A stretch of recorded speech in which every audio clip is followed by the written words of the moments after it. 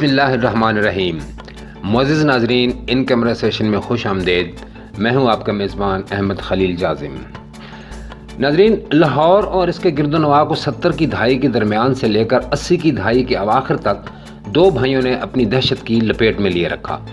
کم و بیش 35 قتل اور 45 کے قریب اقدام قتل کے مقدمات میں ملوث دو بھائیوں نے لاہور پر راج کیا اور 90 کی دہائی میں فروغ پانے والے لاہور انڈر ورلڈ کے خد و خال مرتب کیے۔ یوں تو لاہور انڈر ورلڈ میں بہت نامی گرامی لوگ آتے جاتے رہے، لیکن یہ دونوں اس لحاظ سے انفرادیت کے حامل تھے کہ انہوں نے جسے چاہا اسے مار ڈالا اور جسے چاہا اغوا کر کے اس سے تاوان وصول کیا۔ اس کے علاوہ جس بڑی سے بڑی شخصیت کو بتھے کا پیغام بھجوایا، اس نے بغیر حیل و حجت کے ان کو رقم دے ڈالی۔ 70 کی دہائی کے آخر میں یہ دونوں بھائی میاں شریف سے بھی بتھا وصول کرتے رہے۔ دونوں بارہا پولیس کے سامنے مقدمات میں پیش بھی ہوتے رہے، لیکن ان کے خلاف گواہی دینے کی کسی کو جرت نہ ہوتی، جس وجہ سے ہمیشہ چھوٹ جاتے۔ یہ دونوں اچھو باڑلا یعنی ملک اشرف اوان اور چھیدی باڑلا ملک رشید اوان کے نام سے شہرت رکھتے تھے۔ ان کی ذاتی زندگی کے بارے ان کے خاندانی ذرائع نے جو کچھ بتایا وہی بیان کیا جائے گا، لیکن ناگزیر وجوہات کی بنا پر ان ذرائع کی شناخت ظاہر نہیں کی جا رہی۔ منامہ لاہور کے قریب ناظرین 40 کلومیٹر کی دوری پر واقع ہے اور آج بھی یہ جرائم پیشہ افراد کی آماج گاہ کہلاتا ہے۔ منامہ کے ساتھ BRB نہر بہتی ہے، جس کے بعد بھارت کا بارڈر شروع ہو جاتا ہے۔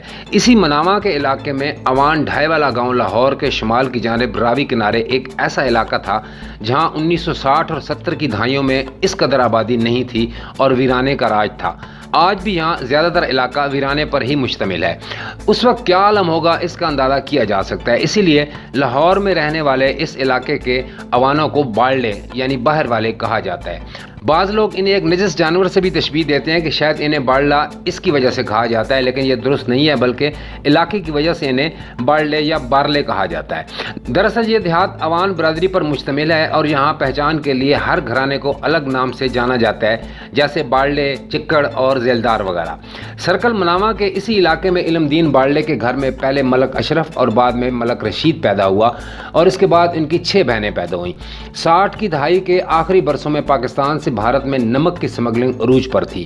علم دین کا ایک چچا زاد بھائی جو کہ علم دین کا قریبی دوست بھی تھا، جس کا نام مشتاق تھا، وہ بھی اس سمگلنگ کے دھندے میں ملوث ہو گیا۔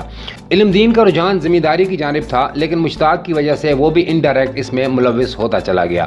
پھر یوں ہوا کہ اس برے کام کا برا نتیجہ سامنے آنے لگا۔ ان کی دشمنی ارشد گجر وغیرہ سے ہو گئی اور وہ اپنا علاقہ چھوڑ کر لاہور آ گئے۔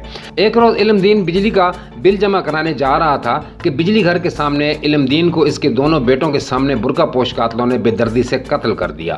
یہ دونوں چونکہ چھوٹے تھے، اس وجہ سے انہیں قطعی نہیں چھیڑا گیا، بلکہ بعض عینی شاہدین یہ کہتے ہیں کہ یہ دونوں باپ سے دور ایک جانب کھڑے تھے، اس وجہ سے بچ گئے۔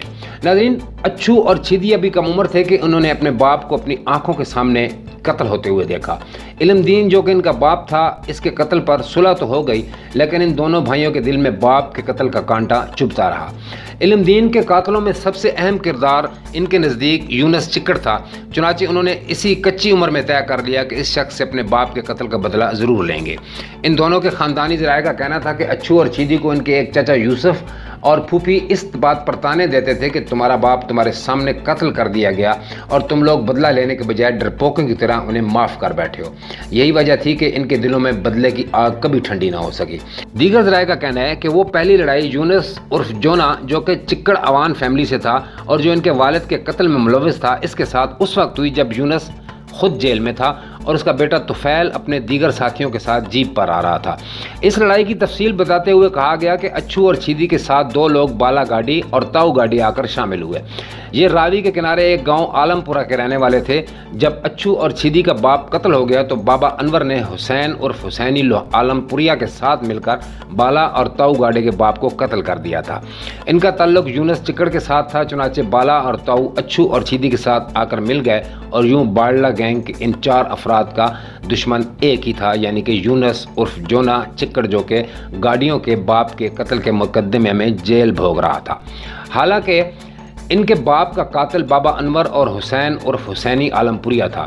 اچھو اور چھیدی کو اس وقت تک سیاسی سپورٹ حاصل ہو چکی تھی اور ان کے پاس G3 اور کلاشن کوف تک آ چکی تھی، جو کہ بہت کم لوگوں کے پاس ہوتی تھی۔ اس لیے ان کی دھاک بیٹھی ہوئی تھی۔ اس وقت لاہور میں 2-4 لوگ اور تھے جن کے پاس کلاشنکوف تھی، جن میں یہ دونوں بھائی بھی شامل ہو گئے۔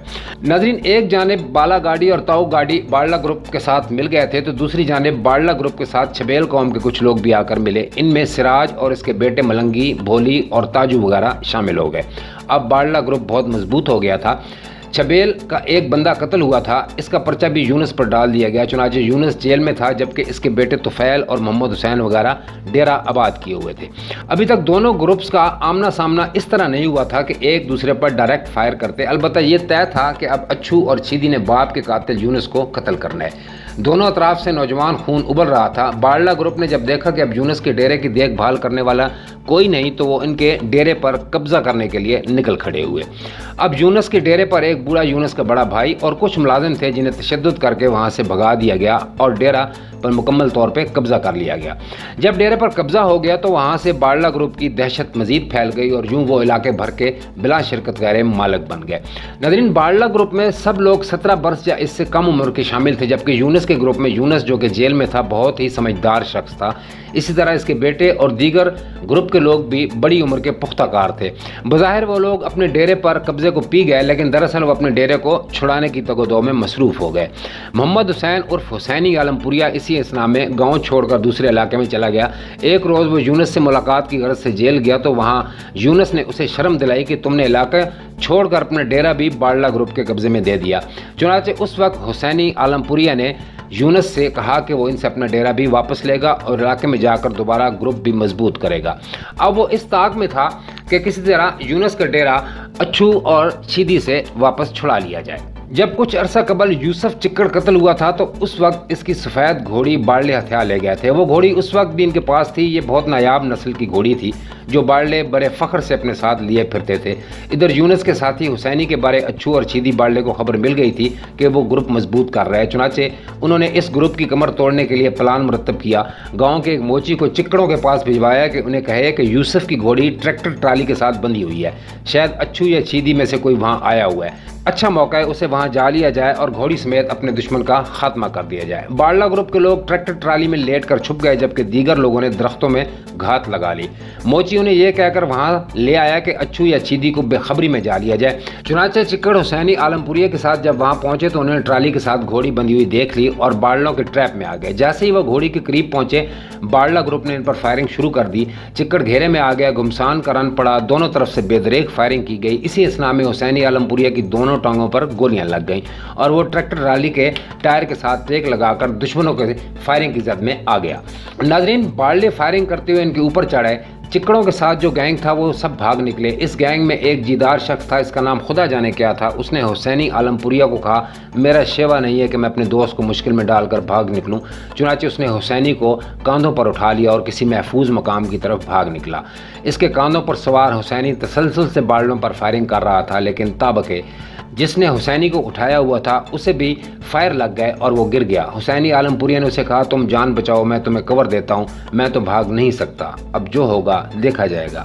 ناظرین، اس داستان کا مزید بیان انشاءاللہ اگلی قسط میں پیش کیا جائے گا۔